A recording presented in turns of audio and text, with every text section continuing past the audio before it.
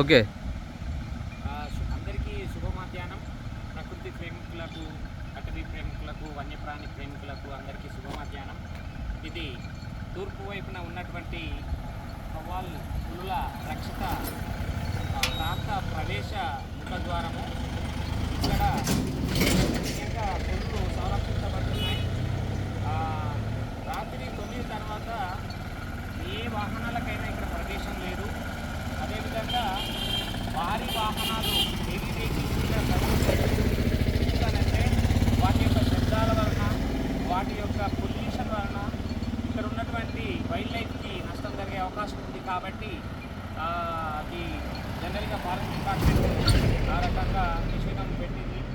చాలా అందమైన ప్రదేశము ఈ అటవీ ప్రదేశము.